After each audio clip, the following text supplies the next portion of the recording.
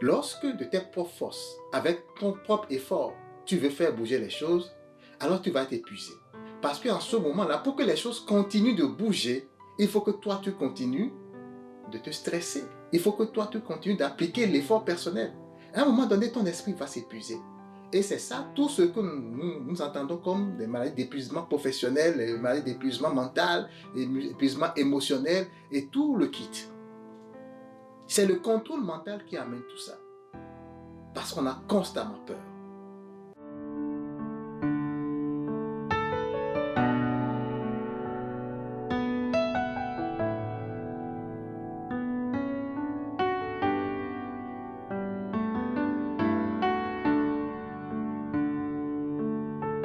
Mesdames et messieurs, chers amis du renouveau spirituel, chers compagnons de route sur ce chemin du pèlerinage terrestre, bonjour et bienvenue dans cette nouvelle émission où nous allons parler d'un sujet assez intéressant et assez important, le contrôle mental.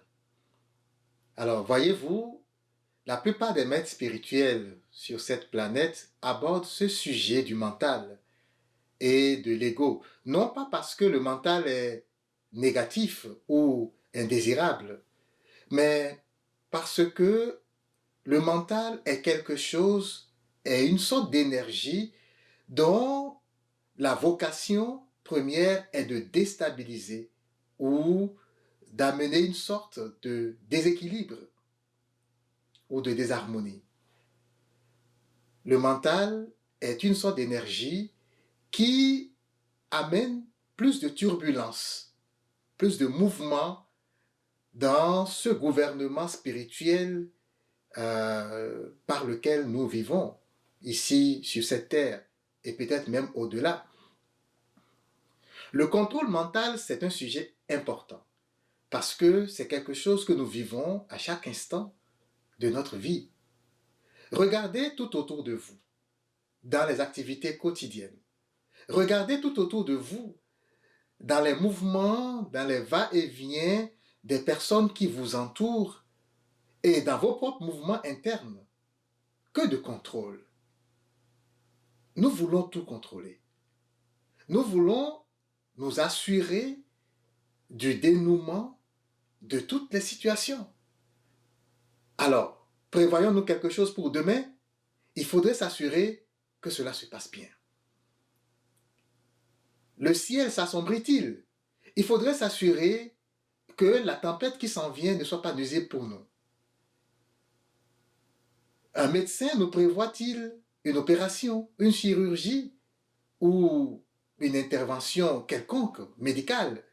Il faudrait s'assurer que nous avons la chance de survivre. L'homme bat toujours des ailes.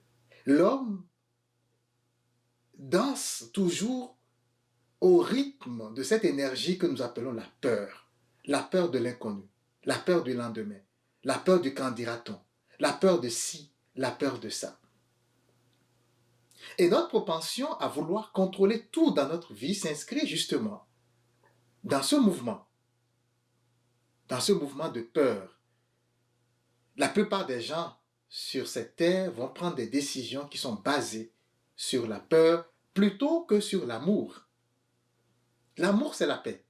L'amour, c'est la joie. L'amour, c'est la quiétude. Et l'amour, c'est la bienveillance.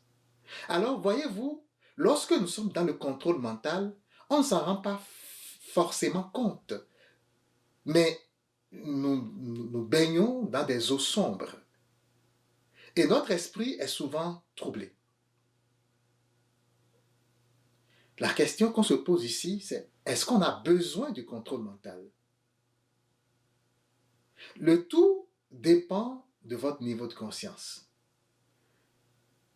Dans l'absolu, nous avons tout ce qu'il nous faut pour mener une vie harmonieuse, épanouie et heureuse sans le contrôle mental. Je m'explique. La plupart des gens en ce monde pensent qu'ils sont seuls.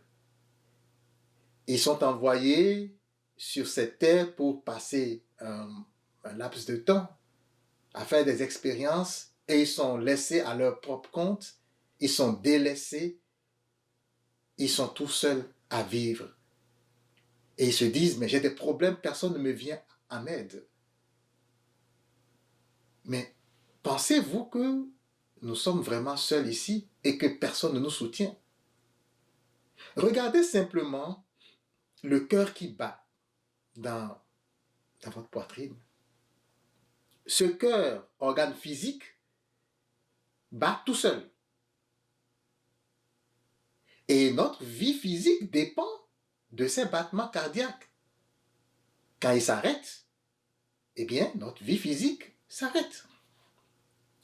Mais pensez-vous qu'il y ait un quelconque sujet ou objet en ce monde qui soit en mouvement tout seul? La vie est un mouvement, voyez-vous. Dans les Saintes Écritures, Saint Paul dit, en lui, nous avons la vie, le mouvement et l'être. La vie même est un mouvement. Tout bouge. Et la physique quantique l'a démontré.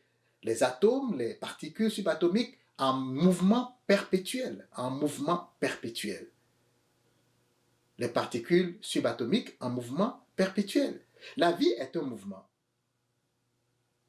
Mais Tesla l'a dit, Nikola Tesla, tout est énergie.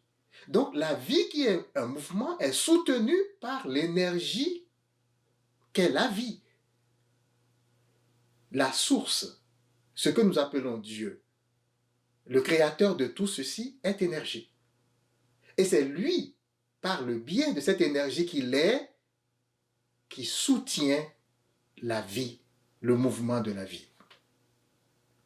Alors le cœur qui bat dans votre poitrine, est-ce qu'il bat tout seul sans rien, sans aucun principe qui maintiendrait justement ce mouvement? Est-ce qu'il bat tout seul? Non. Il y a un principe qui fait battre le cœur. Il y a une énergie qui soutient les battements cardiaques. C'est déjà la preuve que nous ne sommes pas tout seuls. Alors, si nous pensons que toute cette turbulence dans notre esprit, c'est parce que réellement nous sommes tout seuls, ce n'est pas vrai du tout. Nous sommes entourés d'êtres spirituels, nombreux et innombrables. Il y a plein d'esprits, d'anges qui nous entourent et dont le but, dont l'objectif est de nous aider à vivre. C'est la première information que je vous passe dans cet enseignement. Une information cruciale.